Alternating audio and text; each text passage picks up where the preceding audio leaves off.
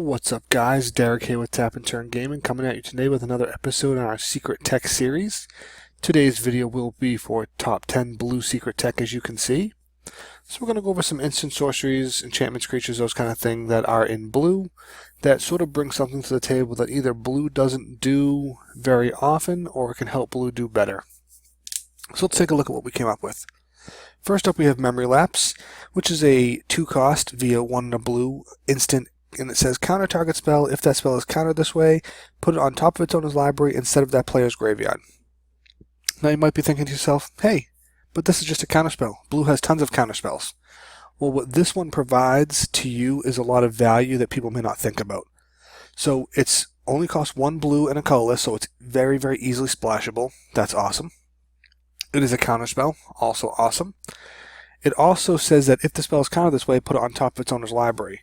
So what this does for you is it shuts down their next draw because they're drawing the card you just countered.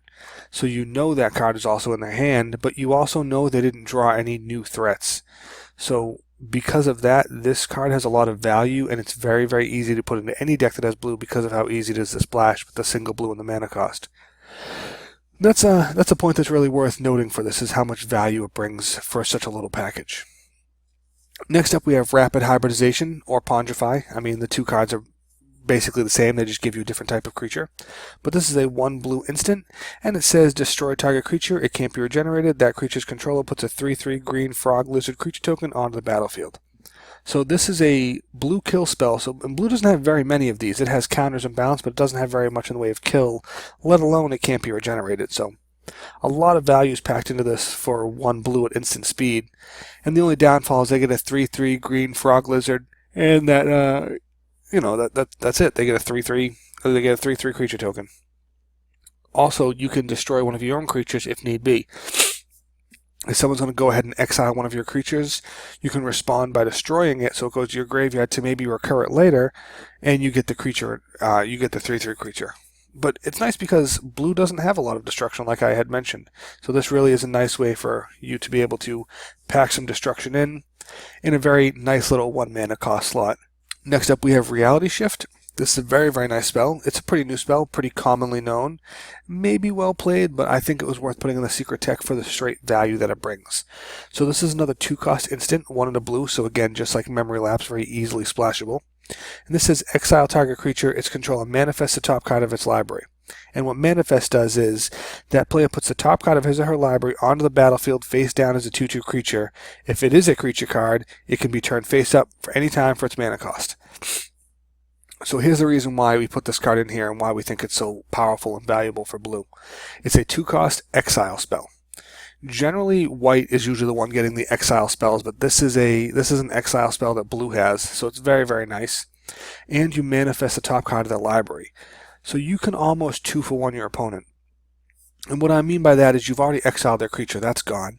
And let's say they put a planeswalker face down. They can never morph it face up.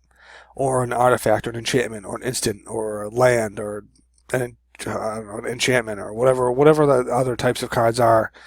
The only thing they can turn face up are creatures. So there's a good chance that you're going to exile a creature and you're going to hit something that they can't flip face up, and that they just get a vanilla 2/2 creature out of it. So you've effectively 2-for-1 them, and that's pretty nice. Being able to do that is not bad at all. Next up we have our only sorcery on the list in the form of Recall. Recall is a 1 blue and XX, where you discard X cards, then return a card from your graveyard to your hand for each card discarded this way. So blue can pretty easily take back sorceries and instants. That's sort of what it does a lot of times. But what this lets blue do is take back anything from the graveyard at the cost of that many cards. So what I like about this card is if you invest 2 into the colorless, so you're paying it for 3 mana total, it does basically the exact same as Recollect, with the added drawback if you have to discard 1 card. But that can be a benefit sometimes if Madness is in your hand or something like that. But very easily, pay 3 mana, pitch a card, and get back a huge threat. This lets blue have access to being able to get back creatures, enchantments, artifacts, planeswalkers. And that's very, very powerful because it's something that blue can't really normally do for the most part.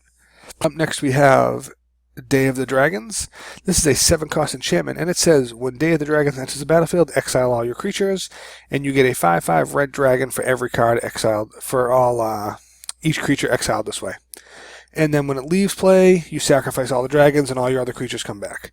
So what I like about this is it gives blue a lot of aggro power, and you get some trickery with it. In the form of, you play this, let's say you had 10 creatures and you get 10 5/5 red dragons. That's a lot of power you have on the board now. And then if someone goes ahead and wraths and sweeps away all those dragons, just bounce your enchantment to your hand and get all your guys back and trigger all their ETBs again. And if you want to, cast Day of the Dragons again. It's just pretty cool in the way that it works. That you can get a bunch of dragons to go ahead and be able to then go aggro, and then later on you can get rid of it and get all your other creatures back. Pretty cool, pretty fun. This is a real pet card of mine. I really like it. I think it's not played super often, or if really at all. Maybe that's why it's a 28-cent rare. But this is Dismiss into Dream. And this is another 7-cost enchantment. So we are getting a little up there in the mana cost, but this has so much power packed into it. It says each creature your opponents control, so it's very important that it says only your opponents, is an illusion in addition to its other types, and has, when this creature becomes a target of a spell ability, sacrifice it. So the second you put this down, your opponent can no longer enchant their creatures, target their creatures with spells, instants, and sorceries. They can't equip their creatures anymore because they'll instantly die. And it's only your opponent's creatures. The value tacked onto that is so good. I mean, it turns all of your, pingers into like Visara the Dreadfuls, where they're just destroying the creatures. But this really hinders your opponent because they can't even do anything with their own creatures. They just sit there and attack, or sit there and do nothing. Then up next we have Precognition. This is a 5-cost enchantment that says during your upkeep you may look at the top card of target opponent's library. You may put that card onto the bottom of his or her library. This is really nice because you get a lot of power to manipulate your opponent's library. Now it's only the top card, and that's fine. You're effectively fate sealing them. But what you can do with this is, if they have a ton of land out and there's a land on the top, give them another land. Don't give them a different card. If they have no land out and there's a land on top, put that on the bottom. Mana screw them a little bit. And you can do it for free every turn. And the fact that you do it for free every turn is so powerful. I mean, it may only be one card at a time, but one card, everybody knows, can really make the difference in Magic. Like, pretty quickly make the difference. So that's why I put this card in here, so you can really mess with the opponent if need be. Up next we have a couple creatures. First up we have is Keteret Leviathan. He's an 8-cost 5/5 Leviathan. With when Keteret Leviathan comes into play, return all other non-land permanents to their owner's hands. Does Unearth for, I think that's a 7, maybe? It's a little hard to see at this point. But regardless of what his Unearth cost says, it doesn't matter. What makes this guy super powerful is you cast him, and it's sort of a pseudo-sweeper for blue. You're going to throw him down, and blue has other spells that do this, things like Cyclonic Rift and Devastation Tide. It's actually more or less what Devastation Tide is this guy. But what makes him powerful is that when he comes in and uses his ability, he stays on the board. So you cast him, everything from every opponent and yourself goes back to their hands. If they don't have down a Reliquary Tower, they're going to have to discard a bunch of cards, so that's good. You've just swept a lot of removal his way. And then you're going to go ahead and be able to swing with him on your turn. And, he hits for 5, so it's not like it's a small amount. So that's pretty nice. Up next we have Nephalia Moondrake. This is a 7-cost 5/5 Drake with flying. And he has, when Nephalia Moondrake enters the battlefield, target creature gains flying until end of turn. That enough right there could be enough to kill an opponent if you hit him with the right creature. But his real second ability is what makes him powerful and why he was added to the list.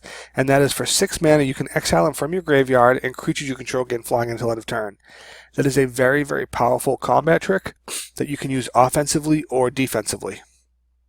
Your opponent goes ahead and attacks you with a bunch of flyers. Before blocks, you pay the 6, exile him. All your guys now jump up in the air and can block.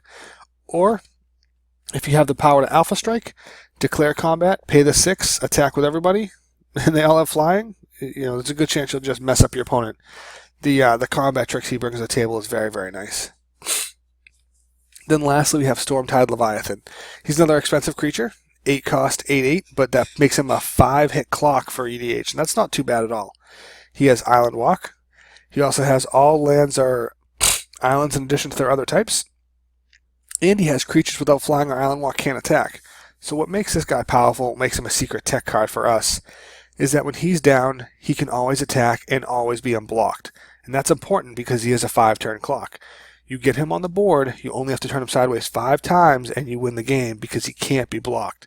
And that's if you don't pump or anything like that. But he also says that creatures without flying or Island Walk can attack. So if your opponent has no flyers and no Island Walkers, they just can't attack you. So he serves as an offensive and defensive tool all at once. And that's really, really powerful. The fact that he makes all lands islands in addition to the other types means he can attack at will whoever he wants. One opponent's low, take him out. As soon as they're dead, move on to the next opponent. Because he makes all the lands islands, you can just swing away gleefully. So that rounds out the last card on our list.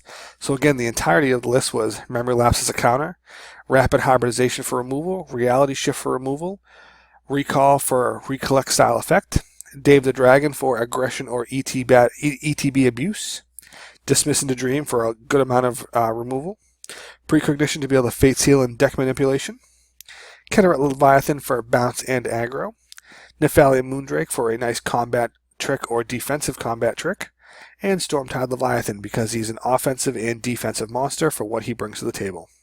So this has been our top 10 blue secret tech. I am Derek with Tap and Turn Gaming. Please like, comment, and subscribe, and we will reply to all your comments. And just check out the next video in the series, and we'll catch you guys all later. Thanks a lot, and goodbye.